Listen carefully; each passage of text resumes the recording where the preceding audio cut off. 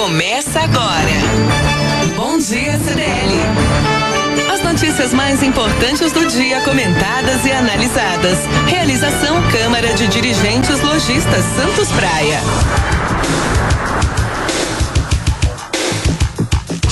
Bom dia, estamos chegando para mais uma edição do nosso programa, o programa da Câmara de Dirigentes Lojistas Santos Praia, o programa Bom Dia CDL, projeto jornalístico da entidade que reúne cerca de 1.300 lojistas, comerciantes nas áreas da Orla de Santos e adjacências. A Câmara de Dirigentes Lojistas Santos Praia acredita na comunicação, no debate permanente com a comunidade. A informação e o debate qualificado tem que ser a tônica do nosso dia a dia aqui no nosso projeto, no nosso programa na Rádio Santos, que vai ao ar de segunda a sexta-feira das 7 às 8 da manhã. Aqui Zé Torquato com uma saudação especial aos nossos ouvintes. Vou apresentar primeiro o comandante desse projeto, capitaneia todo esse projeto comunicativo, presidente da CDL Santos Praia, empresário, Nicolau Albeide. Bom dia, Nicolau. Bom dia, Zé, e bom dia aos amigos aqui da mesa e principalmente aos nossos ouvintes aqui do Bom Dia CDL. Ele que é empresário, advogado e também diretor da CDL Santos Praia, João Vilela. João, seja bem-vindo de volta à nossa bancada. Obrigado, Zé, bom dia a todos, bom dia, Nicolau, bom dia aos ouvintes. Vamos então também anunciar aqui os canais de comunicação para que você possa interagir e nos ajudar a fazer o programa Bom Dia CDL. Aqui a Jana Novaes ao meu lado e vai convidar você a participar conosco. Bom dia, Jana. Bom dia, Zé, bom dia, ouvintes da Santos FM, comentaristas da bancada. Para participar do programa Bom Dia CDL tem várias maneiras. Pelo WhatsApp é no 991406444, 991406444, telefone fixo 3345-9507, 3345-9507. A nossa página no Facebook, que é sempre atualizada com informações e fotos dos comentaristas e convidados, é a CDL Santos Praia. E tem também nossa rádio web, que repete o programa às 18 horas todos os dias. Para escutar, basta acessar o site cdlsantospraia.com.br ou baixe o aplicativo da CDL Santos Praia pelo Play Store para Android ou aplicativo Store para iOS. Daqui a pouquinho você terá também o relatório aí, o panorama das balsas e estradas para sua locomoção. Obrigado pela carona aí no seu carro. Também sintonizando o programa Bom Dia CDL, que nós vamos começar com um destaque importante. Nós já trouxemos aqui esse tema para debate, não é? E ele tem uma continuação aqui, infelizmente, que não é a ideal. O SAMU chegou ao local de um acidente sem médico. Após 2 horas de outra ambulância, chegou um especialista de pronto-socorro. Bom, um caminhão, uma moto e uma morte levaram risco a diversos outros cidadãos ontem em Santos. A unidade de serviço de pronto atendimento móvel de urgência, o SAMU, ficou mais de 2 horas parada no acidente no elevado Aristides Bastos Machado, no Valongo, pois não havia médico para constatar o óbito da vítima. Após chegar um profissional do PS da Zona Leste, sem uniforme, em outra ambulância do SAMU, foram necessárias só 4 minutos para a remoção do corpo. Nós estamos aqui reproduzindo a matéria da jornalista Sheila Almeida, do jornal A Tribuna. O Marcelo Fraga da Silva, 27 anos, condutor da moto, que ia para o novo emprego, infelizmente faleceu. O garupa Jorge Cardoso dos Santos Júnior, de 25, foi hospitalizado com fraturas na UPA Central. A unidade do SAMU, que prestou atendimento, é da base central regional na Rua Barão de Paranapiacaba. O local, que deveria ter 3 médicos e ontem tinha apenas um, atende Santos, Guarujá e Bertioga. E o SAMU só estava com quando nós trouxemos à baila esse tema, o SAMU estava com apenas uma viatura, não é, em uso, não é, em serviço. E eu vou começar com o João Vilela. João, uma situação realmente delicadíssima. Muito. A gente falou semana passada sobre só tinha uma ambulância, talvez tenha arrumado mais alguma que levaram mais um médico, outra ambulância, mas é assustador. Enquanto você fala da quantidade de pessoas que dependem de uma ambulância, do SAMU, né? É algo assustador. Sem o médico, então, não adianta. Não tem condições. Não é possível mais. Não é um caminhão de bombeiro sem o bombeiro. Não tem sentido essas coisas. Levar o carro da polícia sem um policial. Não há sentido na coisa. Agora, a saúde na nossa região é um total descaso. O que é interessante é que nós não recebemos a proporcionalidade das verbas, por vários fatores, inclusive incompetência de alguns gestores da nossa região. A totalidade das verbas que o Estado destina para a nossa região. Nós temos o menor percentual de verba proporcional à população do Estado de São Paulo. E nós temos um sistema de saúde muito, mas muito precário. É extremamente precário. Tanto a questão da locomoção, das ambulâncias, o que seja, quanto dos hospitais. Também não adianta melhorar muito mais o SAMU, se tu chegar lá na hora, você vai colocar numa fila e não tem condições de atender também. Eles já estão chegando nesse ponto, a coisa. Então, nós não podemos mais ter esse sistema.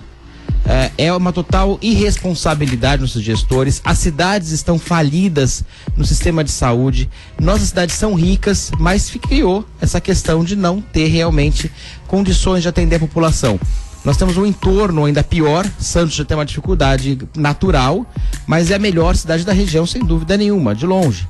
Porque se comparar com São Vicente, não tem a menor condição de atender ninguém, de forma alguma, infelizmente. Pegar Cubatão está numa situação extremamente precária. Guarujá, nós tivemos há uns anos atrás um secretário municipal que morreu porque não tinha condições de ser atendido.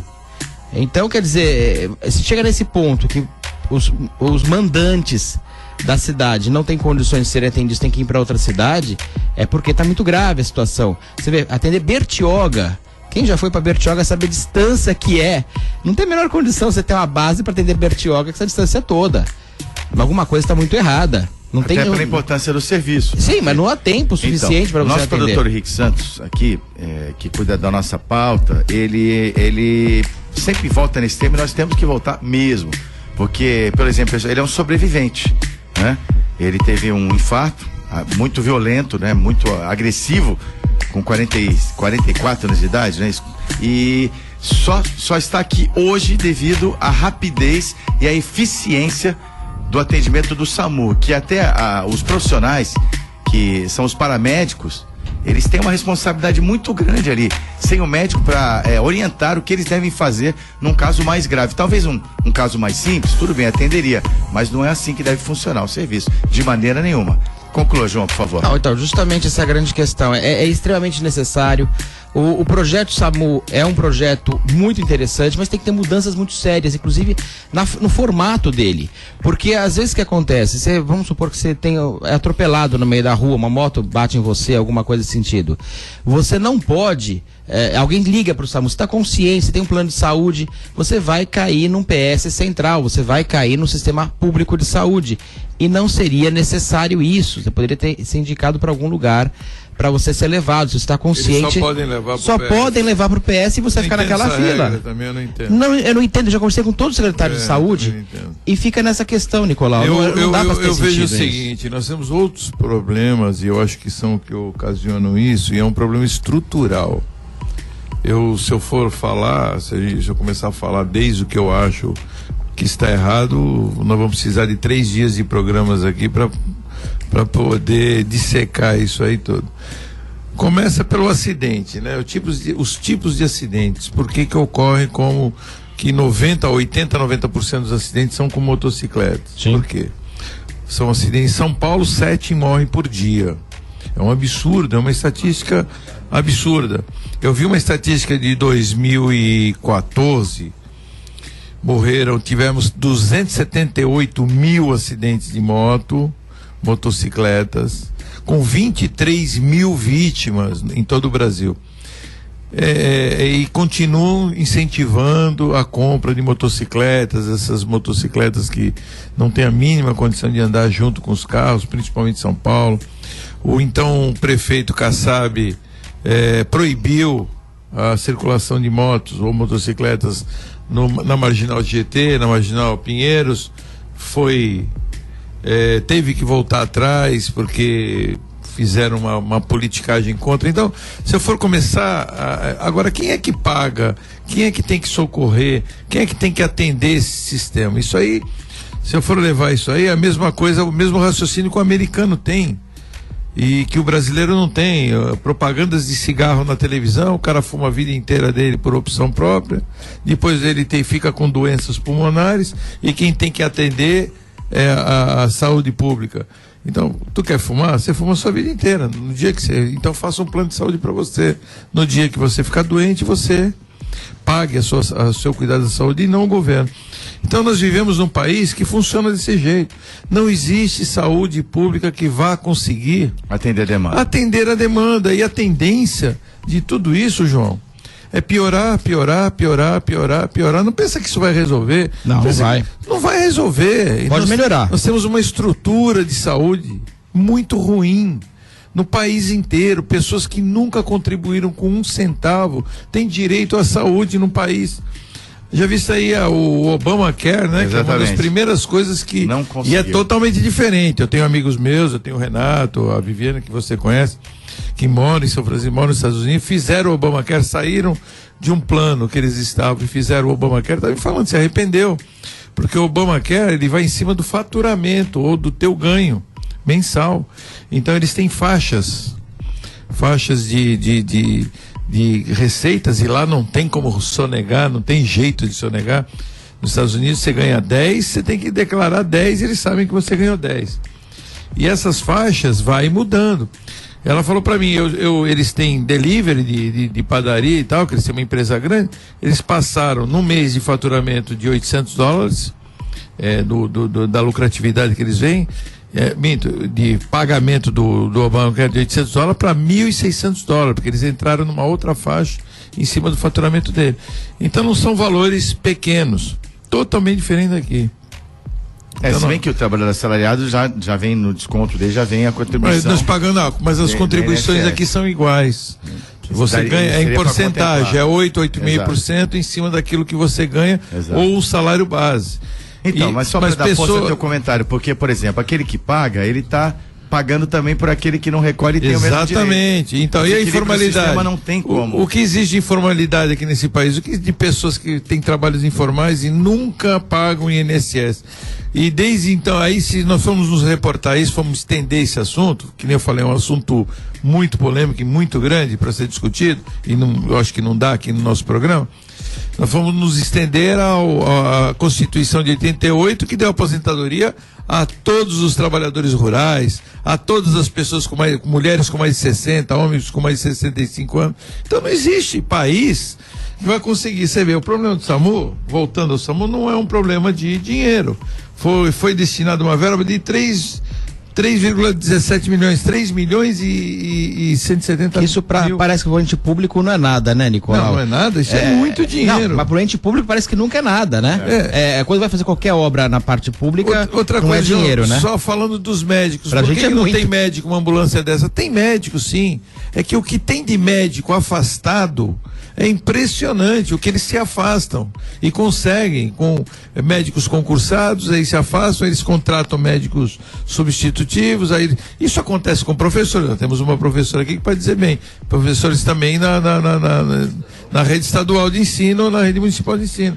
Então eles se afastam porque eles têm uma legislação que permite isso, e acabam os substitutos. Aí os substitutos também se afastam, eles têm que contratar outras pessoas. Você vê, o SAMU tem 6 ambulâncias, 5 alugadas, uma só, e aí reclama que um carro aqui, uma ambulância aqui tem mais de 3 anos, por isso que elas não têm condições às vezes de funcionamento, porque não tem manutenção. Então, Zé, se a gente for discutir tudo isso, é um problema estrutural. Sim. Nós temos um problema estrutural. Posso dar um pitaco, Nicolau? Você falou de estrutural, você falou da questão dos motociclistas, concordo plenamente com tudo que você colocou. E tem mais um fator. Nós temos um problema grave em relação ao estrutural, exatamente como você está colocando. Que nós não temos a prevenção. Nós temos a questão de hospitalização. Na moto, tá aí prevenção. Então, também, mas aí teria que Você ter... vai no dentista quando você está com dor de dente, ou você vai no dentista para fazer uma profilaxia? Mas é justamente o que eu quero colocar. A moto, justamente, por vários fatores, desde o transporte de produtos que acabam sendo muito utilizada, mas também porque as pessoas não têm um transporte público de qualidade e acabam tendo a opção da moto como uma opção mais barata, uma opção mais ágil, por exemplo, para se utilizar, porque o transporte público é precário na grande maioria das nossas cidades, para não dizer todas. Mas a prevenção é que talvez seja uma das fórmulas para melhorar muito mais a saúde. Olha, você quer ver um problema de você está falando de moto ou de transporte? Não, só dado. Nós tivemos um grande crescimento de ciclovias na cidade de Santos. Melhorou. Nos últimos 2 governos. Então, já visto aí que você vê uma movimentação de moto enorme. Na cidade inteira, de bicicleta, desculpa. Sim. De bicicletas enormes, principalmente nesses horários, 7 horas da manhã. Sim. Você vê e 5, 6 horas da tarde, você vê um grande fluxo de bicicletas até dando trombada uma na outra. Mas você vê um grande número, a CET teve que ficar controlando, de bicicletas andando nas calçadas. Mas melhorou muito. Porque aí o carro vem, bate numa bicicleta dessa, e o cara é acidentado, aí o SAMU tem que... Sim, sem dúvida, mas melhorou muito a ciclovia, melhorou muito mais a segurança da bicicleta e diminuiu o acidente. Isso é fato, não tem como contestar. Mas o que eu digo é o seguinte, a OMS, eu ia falar sobre saneamento básico. A Organização Mundial de Saúde coloca que cada $1 investido em saneamento básico, você economiza 60 na ponta final em hospitalização.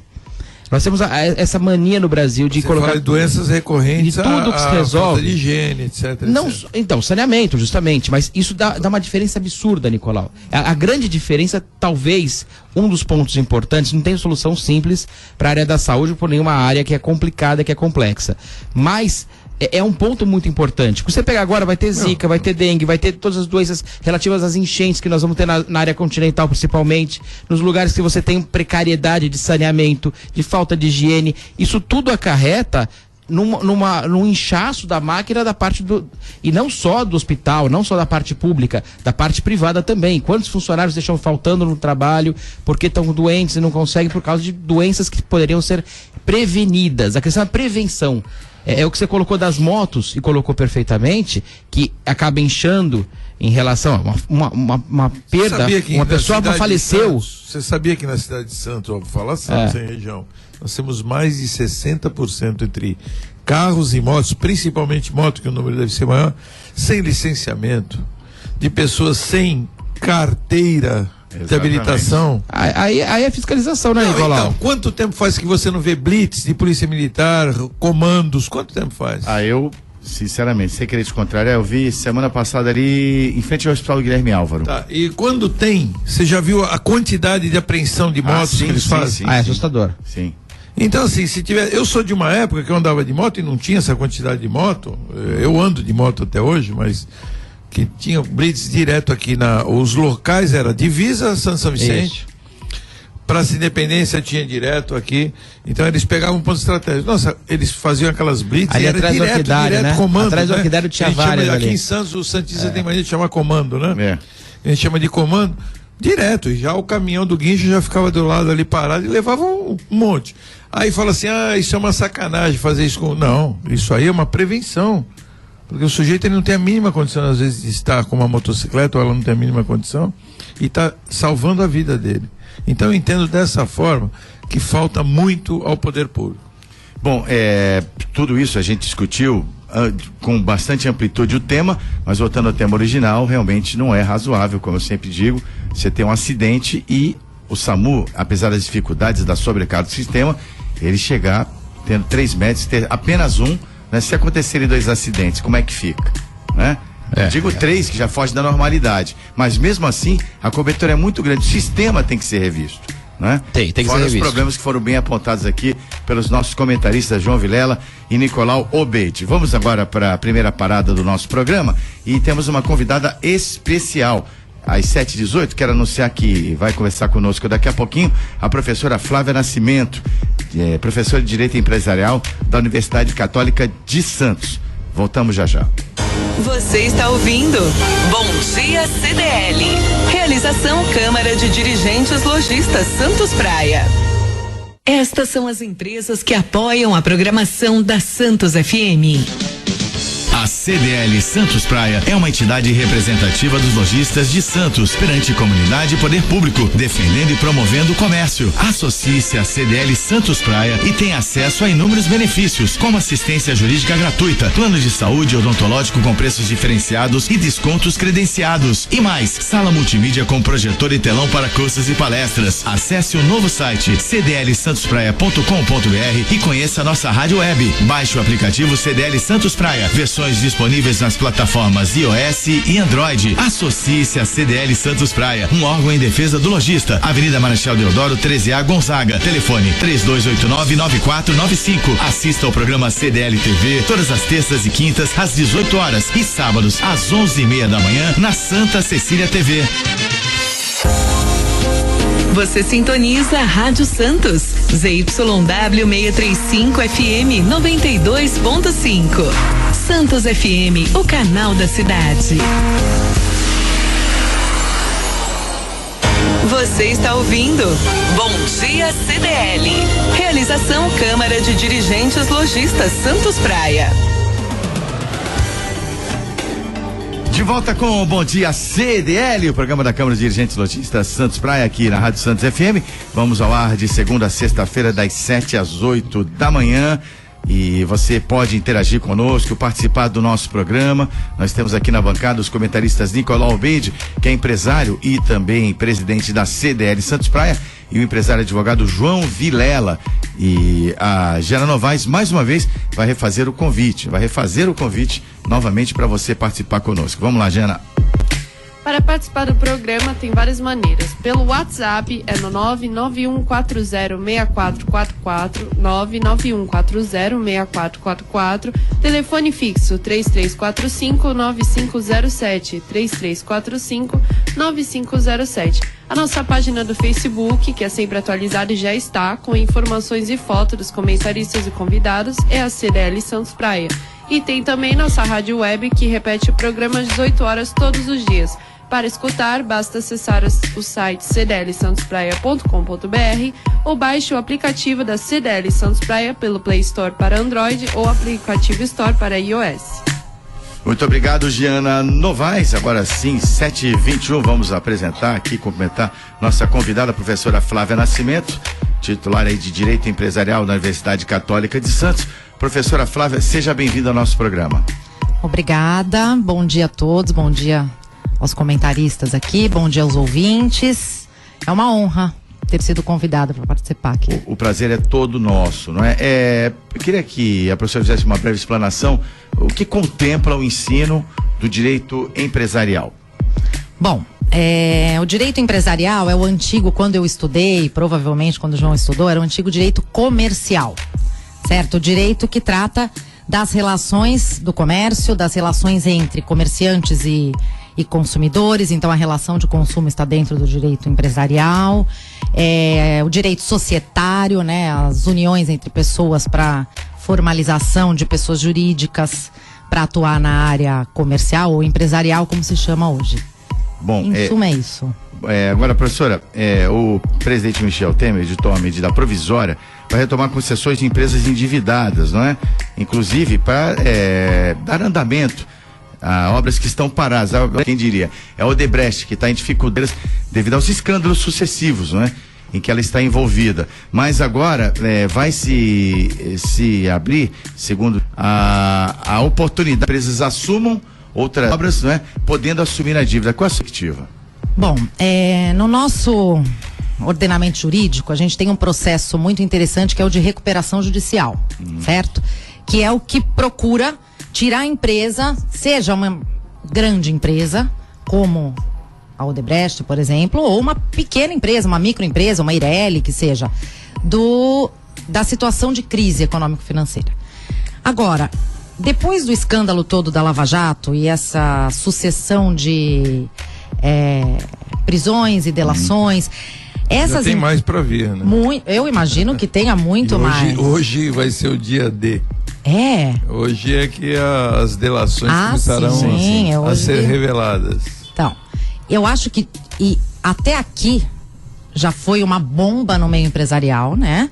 Essas delações que já ocorreram até aqui já representaram um grande problema para o meio empresarial, e isso é uma sucessão, um boliche, vai caindo vão caindo vários. E eu tenho muitos amigos empresários, tenho clientes empresários que sofrem, que não são da Odebrecht, mas que sofrem paralelamente, certo? Porque tem uma relação conexa. Bom, nós temos aqui representantes do comércio que sofrem com a crise também. Né? Agora, isso da medida provisória, eu sempre sou uma pessoa crente no sentido de eu creio que tudo possa melhorar. Eu acho até que é uma saída, mas é uma saída paliativa, não é uma saída definitiva, digamos, porque as obras precisam ser retomadas, a gente precisa crescer novamente. O Brasil tem um potencial, a gente não pode negar o potencial que a gente tem com o petróleo, certo? E é um petróleo que para prospectar é muito caro? É um petróleo que para prospectar é muito caro, mas é o petróleo que se tem e que de repente vai ser o único no mundo daqui a um tempo, né? E para isso a gente precisa então acreditar de novo que o Brasil pode crescer, investir de novo nessas obras, e isso é muito importante, essa medida provisória eu acho muito importante, porque a gente precisa de credibilidade externa. A gente precisa que os países estrangeiros com grana investam aqui, continuem investindo, como já foi. E se a gente não tem uma continuidade daquilo que se propunha, né, uma continuidade das obras, uma continuidade da nossa economia mais ou menos estável, digamos assim, a gente não tem credibilidade. A medida então é positiva. Eu acredito positiva, que sim. Né? Positiva, eu acredito. Eu também, eu sou otimista. Eu também sou uma pessoa bem otimista, o Zé sabe bem disso. Eu também, assina embaixo também, sagitariano otimista. Os meus posicionamentos, eu acho que a época de crise é a época que nós temos que trabalhar cada vez mais, e eu acho que somente o trabalho é que, nós não vamos falar de crise, né? Existem frases feitas, né? Em relação a isso, não falemos de crise, vamos trabalhar. Sabe que o meu primeiro trabalho, eu advogava num escritório que é do Dr. Tremura. Foi diretor do fórum. Isso, meu primeiro trabalho foi como advogada do escritório do Tremura. Atual diretor jurídico do Santos. Diretor do Santos também. Olha que legal. Eu gosto muito do Dr. Tremura, sou muito grata a ele. E a gente advogava para Guarujá Veículos. E o Viola fez um colante, eu não sei se vocês lembram, que tinha atrás de todos os carros. Não fale em crise, trabalhe. Infelizmente, a empresa do Viola foi uma empresa que, com seus sucessores, não teve o mesmo destino, né? Mas o Viola foi um homem que trabalhou muito. Participei de muitos consórcios na época, nós íamos na Guarujá Veículos e participávamos muito. Uma pessoa muito dinâmica. E tinha essa frase mesmo, você tem razão. Eu entendo que trabalho é a única saída. E quanto à PEC, né, 241, né, que nós estamos falando sobre isso. Atual PEC 55, mudou. 55, agora mudou 55. Agora o nome. Eu também entendo que é dessa forma. Se na sua casa você tem problemas de receita, não existe outra saída a não ser contenção e cortes. Porque vai diminuir a educação, porque... Olha, eu acho que a educação e a saúde, aí eu vou voltar naquele tema, eu acho que tinha que realmente diminuir e reestruturar tudo de novo, porque eu vejo que tem muito dinheiro circulante e o que chega de fato, naquele que necessita ou no serviço em si, de fato, é muito pouco em relação, porque o dinheiro ele vem se perdendo durante toda aquela burocracia e não chega como deve ser usado. Então, vão haver cortes, não tem outra maneira de se fazer. Só tenho algumas críticas. Eu acho que cortes têm que ser feitos nesses setores, como devem ser feitos também no Senado, como deve ser feito na Câmara dos Deputados, como devem ser feitos em toda a estrutura do governo. É isso que não foi falado ainda. Então eu tenho minhas críticas em relação a isto. O governo ele vai contingenciar, né, os gastos em relação ao que ele vai repassar para a população e não aos seus gastos dentro do seu governo, como salários e etc. Precisamos ter consciência de que somos todos nós cidadãos brasileiros. Nós precisamos entender que esta aqui é a nossa casa, este é o nosso país e nós precisamos resgatar, não podemos mais ser tão individualistas. Eu culpo aí aos militares, então tem muita gente que defende os militares, eu vivi uma época dos militares, que eles tiraram a cidadania de nós, e nós não conseguimos enxergar mais o nosso país como a nossa casa. Sempre o governo é que tem que fazer alguma coisa e nós não precisamos fazer nada. Nós somente cobramos o governo. Parece o filho da gente que só pede pro pai e o pai tem que mostrar pro filho que ele também tem que colaborar. Então eu entendo dessa forma como você entende.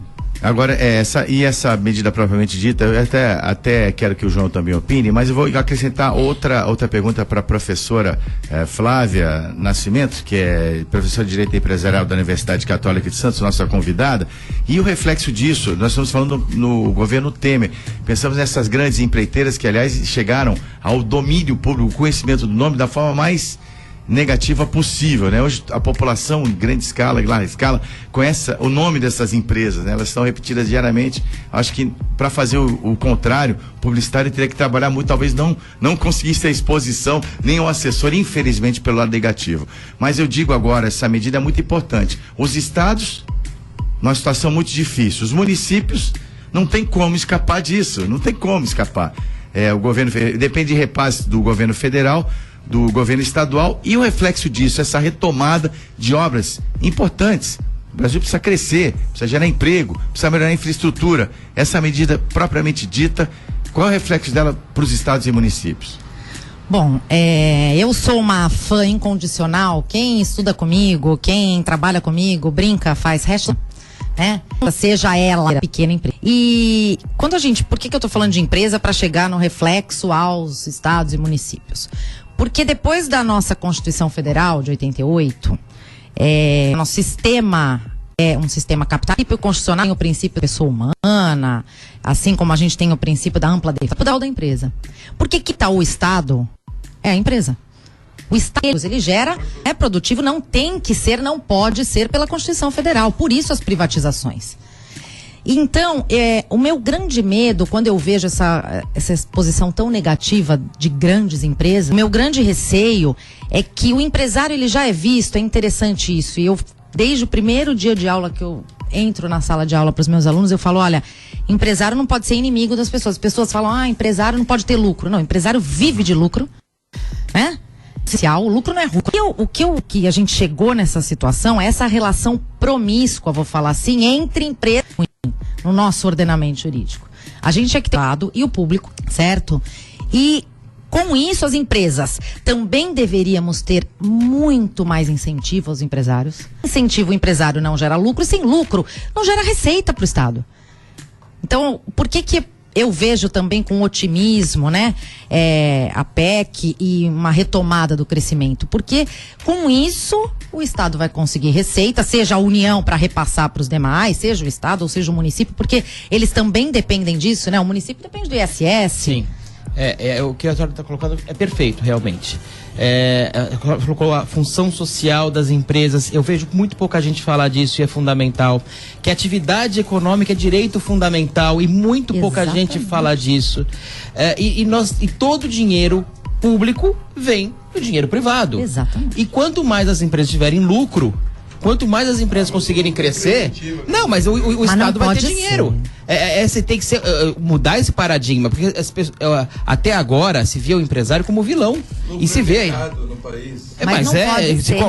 Se colocou dessa forma até agora, Nicolau.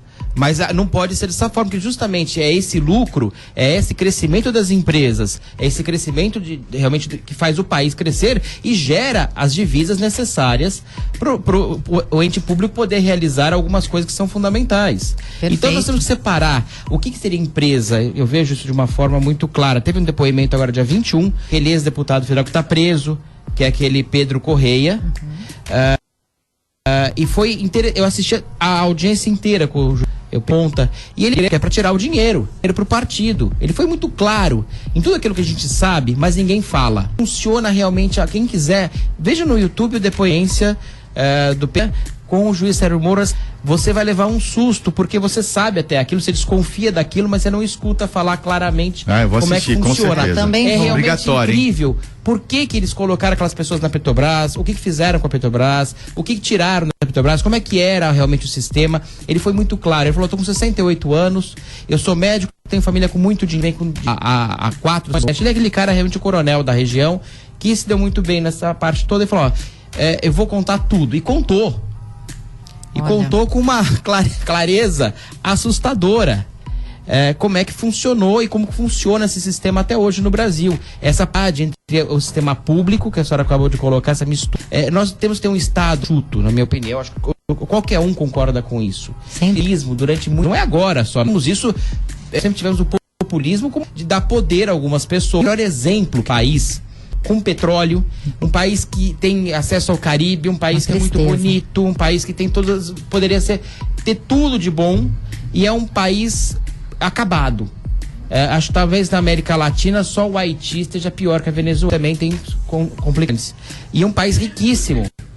É o maior produtor de petróleo do lado ocidental do mundo. É algo assustador. E tá nessa situação que você não tem comida.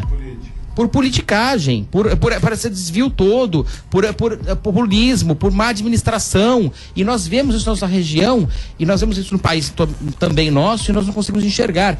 Eu fico imaginando um civilizado como Dinamarca, como Finlândia, como Suécia, que eles têm realmente uma consciência mais sociológica, ao mesmo tempo empresarial.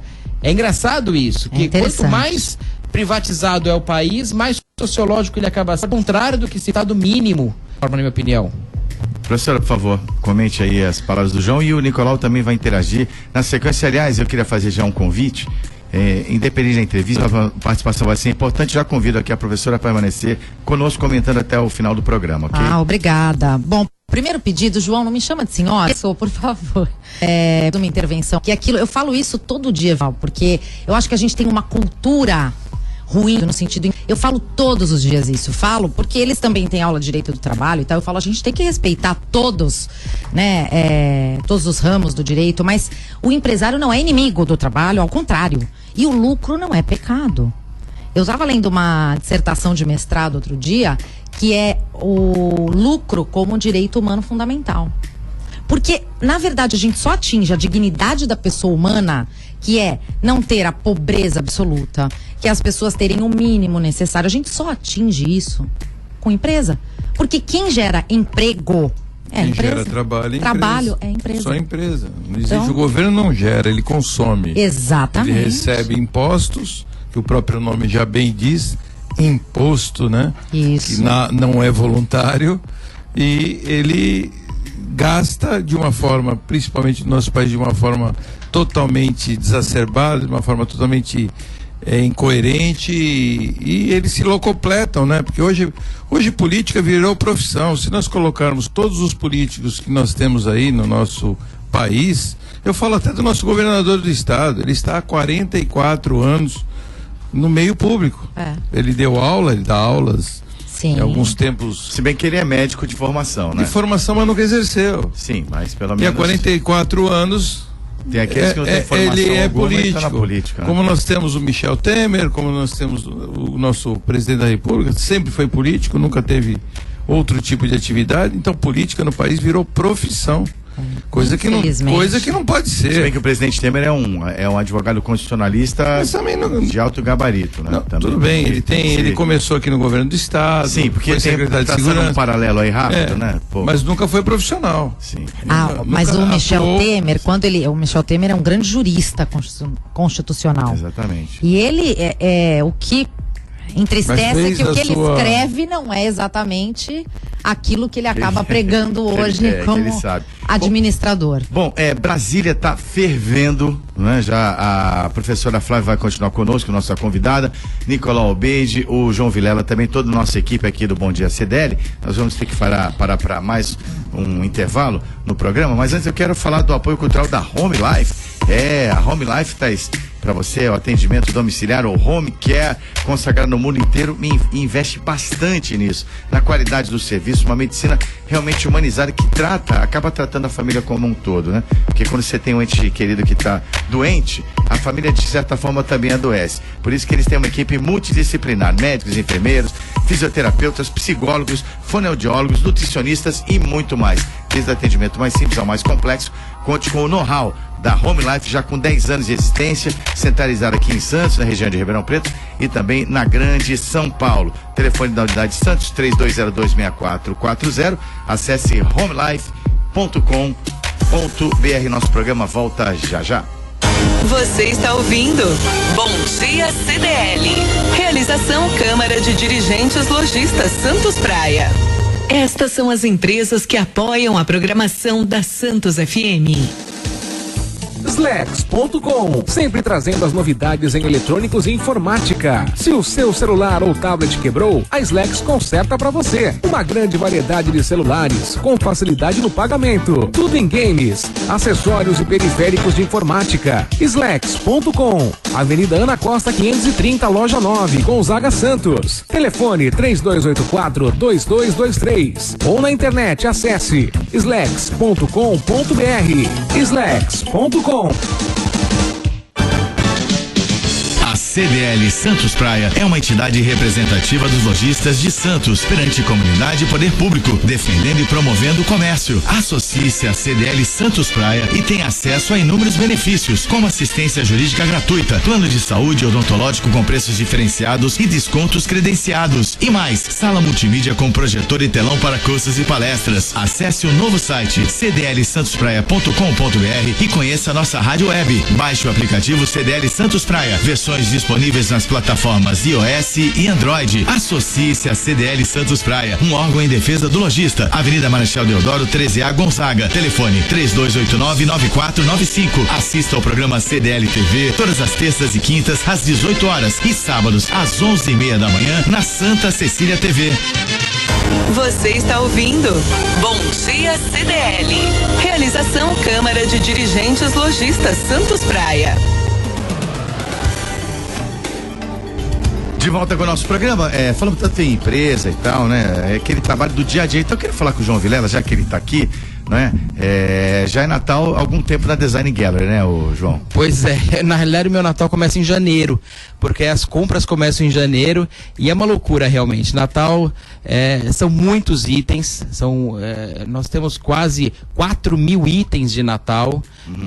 Tem árvore de Natal de 20 centímetros a 3 metros de altura, vários modelos, muitos enfeites, muitas marcas, linha Disney completa, por exemplo, nós vamos ter na loja. Então nós temos muita coisa de Natal e eu falo, é uma loucura. Natal a gente começa a expor final de setembro, começo de outubro, mas começa as compras realmente nossas em janeiro.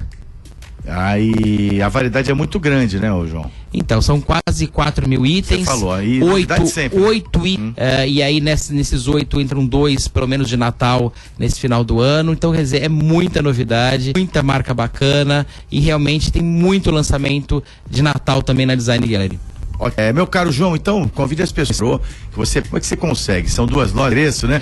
Dá a impressão que o João tá sempre nas 2. Você tem irmão gêmeo? Não, você tem clone, não tenho. Olha, vou te falar, é uma loucura realmente. Às vezes eu prefiro ter menos. Esse põe a mão na massa mesmo, professor, a gente conhece muito bem. Então, a gente prefere ter menos lojas, poderia ter mais lojas hoje, mas eu quero ter uma loja com custo fixo menor. Talvez isso seja até um reflexo dessa questão de ter um custo fixo menor.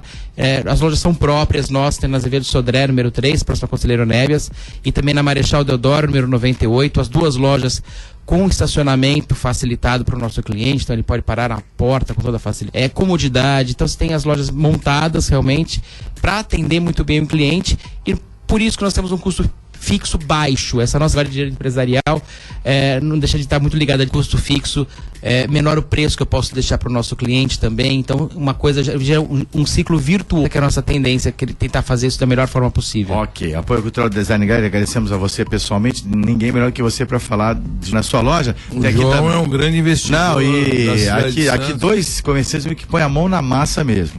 Então lá sempre no negócio, trabalham bastante, buscam sempre trazer o melhor para os seus clientes. Ô, Nicolau, já gerou debate, assim que é bom. Bom Dia CDL, nós continuamos aqui no programa da Câmara dos Dirigentes Federal tem Brasil, ações com o ministro da Secretaria de Governo, Gedel, na Comissão de Ética da Presidência, que ele teria sido pressionado e que o presidente Temer deu o aval. Ele foi presidente Temer. E aí, Nicolau? Olha, parabéns ao Marcelo, galera, que foi cultura, porque tem que ser macho, tem que ser homem mesmo e ter princípios. Entendeu que os princípios dele não eram compatíveis com o que estava ocorrendo e eu imagino que possa ter acontecido, já discutimos até entre amigos, provavelmente o Gedel deu-lhe uma intimada, como ele bem disse, que num telefonema falou que se precisasse falaria até com o presidente da República e que pediria a cabeça dele. Essa foi a reportagem, inclusive da Globo ontem no Jornal Nacional. E aí ele, com essa prensa, ele pediu foi falar com o Michel Temer pediu para que ele resolvesse da melhor forma possível. E no Gedel ele falou que não ia liberar, que não ia interferir, que existiam meios jurídicos para se fazer isso. Ou seja, o que aconteceu? Aconteceu uma carteirada, a famosa carteirada que nós conhecemos, que existe em todos os setores, em todos os lugares. A gente chega e fala assim: você sabe com quem está falando? Você sabe o filho de quem eu sou? Você sabe quem eu sou? Então, etc, que são frases célebres aqui no nosso país, e é um costume nosso. E você imagina a nível de presidência da República, de Ministério da República. E ele foi super correto. Eu acho que isso vai repercutir muito mal para o nosso presidente da República, que já não é uma pessoa que tem unanimidade, muito pelo contrário. Ele já blindou logo de cara, falou, não, ele não vai sair. Ele blindou seu olhado logo de cara. Eu entendo, o Gedel, ele deve ter muita, ele parece que é amigo muito íntimo do relacionamento do Temer, e eles são amigos pessoais, mas eu acho que um presidente da República ele tem que aprender a separar a parte de amizade da parte profissional, porque na realidade ele está como presidente e não como amigo Gedel, e o outro é ministro. Então, nesse sentido, ele tem que aprender a separar. E se o Gedel não cair como ministro, eu tenho certeza que o Michel Temer vai ter enormes problemas daqui para frente, porque abalou e mexeu muito a credibilidade dele. E aquele edifício fatídico, né? É o edifício Levi. Eu duvido que ele passe do 13º andar. É verdade, foi embargado pelo IFAM. Dificilmente. Instituto do Patrimônio Histórico e Artístico Então foi Nacional. muito ruim, num momento muito ruim para o país está precisando muito de credibilidade, muito de uma pessoa que faça. E fora isso, aquela medida que não passou, né? No Maia, o presidente da Câmara dos Deputados, em relação àquela blindagem que eles queriam dar sobre aquele dinheiro do Caixa 2. Sim. Que não passou graças... Você vê que nós temos coisas boas e coisas ruins, graças a Facebook, graças a mídias sociais, que nós temos aí, graças à internet, que eu acho que por um outro lado, e a imprensa, né? Em larga escala. Movimenta e tem blindado e impedido que essas pessoas ajam de acordo com as suas conveniências e não com o que é certo e o que é errado.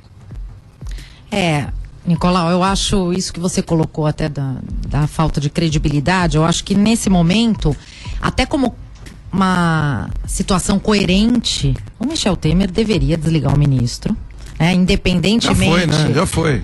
Da amizade ou até da competência dele, ainda que ele seja muito competente, digamos, no ministério, ele deixou de ser a partir do momento que exerceu essa carteirada. Então, mas vou fazer uma ponderação. Tem os amigos, né?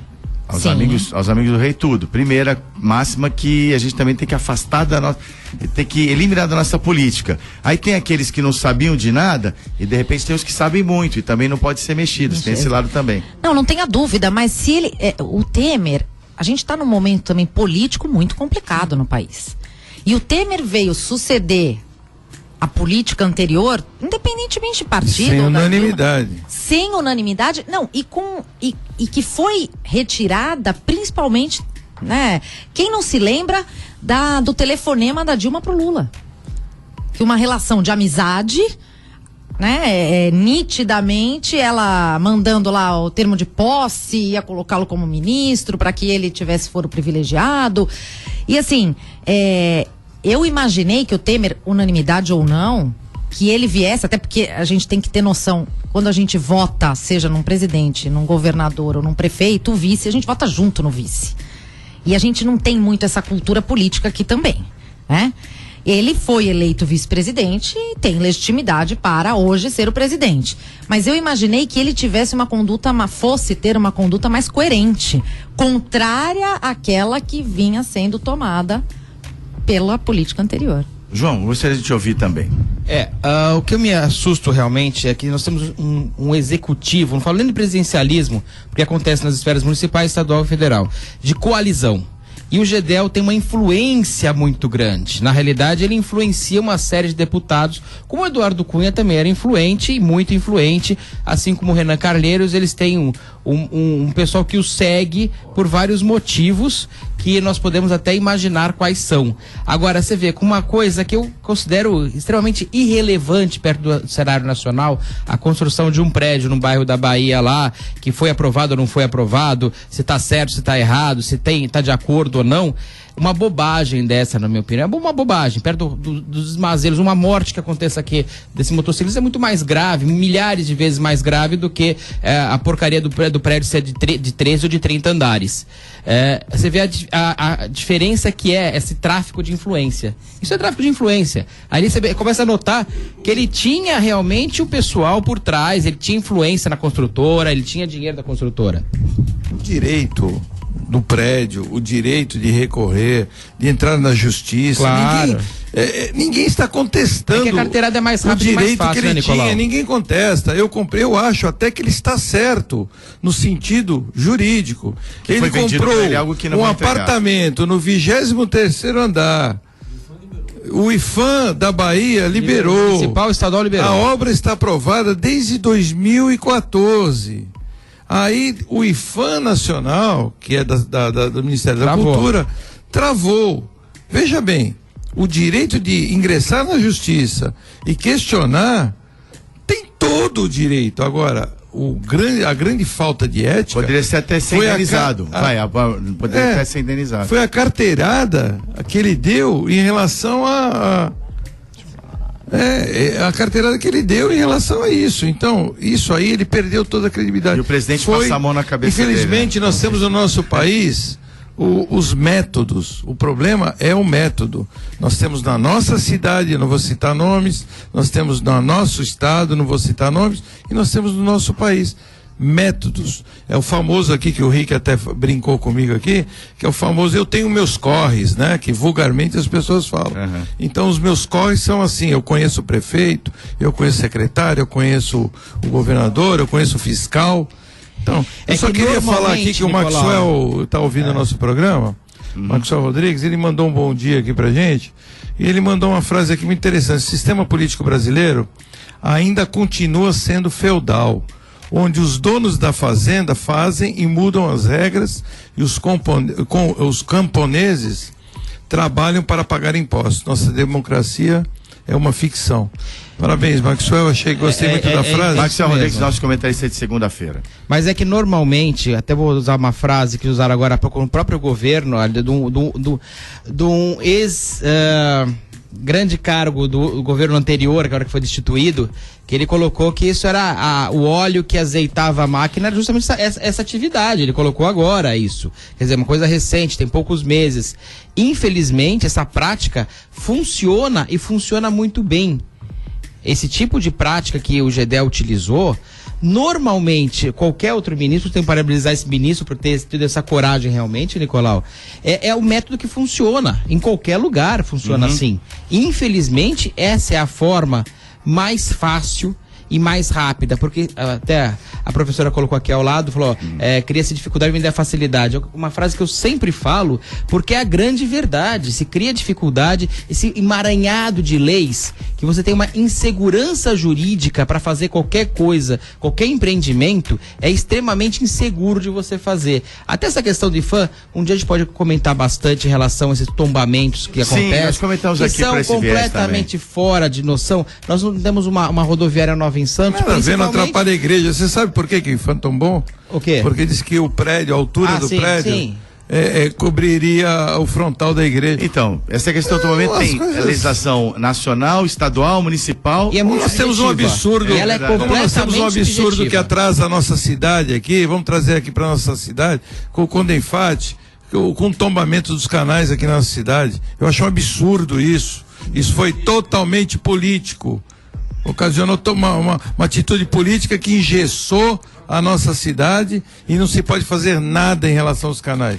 Foi num momento político em que Santos disputava PT e PSDB, que era Beto Mansur, Thelma, né? Aquela briga que tinha aqui em Santos.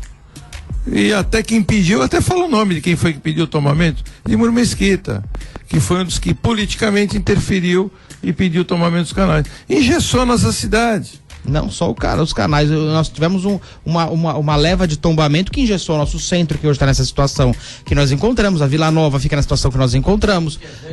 Exatamente, a questão de velho histórico é uma diferença absurda, mas aqui se usou de qualquer forma. Canal, que é um sistema de drenagem, virou tombado. É importante ter o canal preservado, mas não da forma que se utiliza.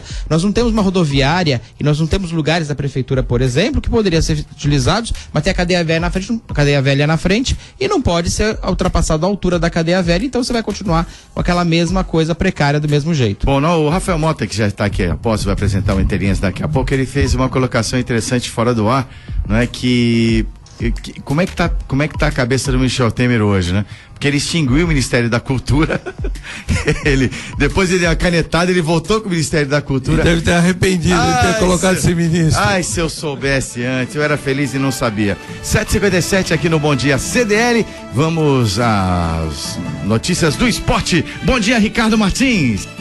Opa, legal, bom dia, grande abraço a vocês, um abraço a gente ligado na Rádio Santos, bora falar de Copa Sul-Americana. A Chapecoense conheceu ontem, né, o seu adversário na grande decisão, que acontece nas próximas quartas-feiras. O primeiro jogo vai ser na Colômbia, né? O Atlético Nacional Medellín ontem conseguiu a sua classificação diante do Cerro Porteño. Portanto, quarta-feira que vem, o primeiro jogo da final da Sul-Americana em Medellín, o Atlético Nacional recebe a Chapecoense. Jogo de volta acontece no Brasil, na outra quarta-feira, porém a partida não será em Chapecó. O estádio não tem capacidade para 40 mil pessoas, como consta no regulamento, que na final o estádio deve ter capacidade no mínimo para 40 mil pessoas. A Chapecoense deve jogar em Porto Alegre ou Curitiba. A decisão sai no dia de hoje. Falando em decisão, final de semana podemos ter o campeão brasileiro. O Palmeiras pode conquistar seu 11º título de Campeonato Brasileiro. Não, calma aí, não cheirei a meia, não tô maluco, tô acordado e é sexta-feira.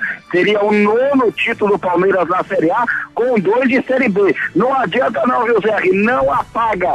Tem 2 títulos na Série B e pode conquistar o 9º na Série A. Ou você discorda? Não, são títulos nacionais. O Palmeiras está em primeiro no ranking, de uma forma ou de outra, né? Não tem conversa, não tem guerra, assim como o Corinthians tem também o título de Série B de Campeonato Brasileiro. Não adianta que não apaga a história. O Palmeiras vai fazer a festa com o seu torcedor no domingo, Ricardo, lá no Ananias Parque, em busca de mais um título nacional. O técnico Cuca não deve ter 2 jogadores titulares. Tietê e Mina devem ficar de fora. Com isso, Jean deve jogar no meio-campo e Dudracena deve ser o zagueiro titular. O Palmeiras joga até por uma derrota, né? Se o Santos não vencer o Flamengo, independente do que acontecer no seu jogo, o Palmeiras será o campeão brasileiro. Já o Peixe, do técnico Dorival Júnior, agora do auxiliar técnico Elano, encerrou a carreira o Elano, hein? Enfrenta o Flamengo às 5 da tarde no Maracanã, precisando vencer e torcer para o Palmeiras perder os seus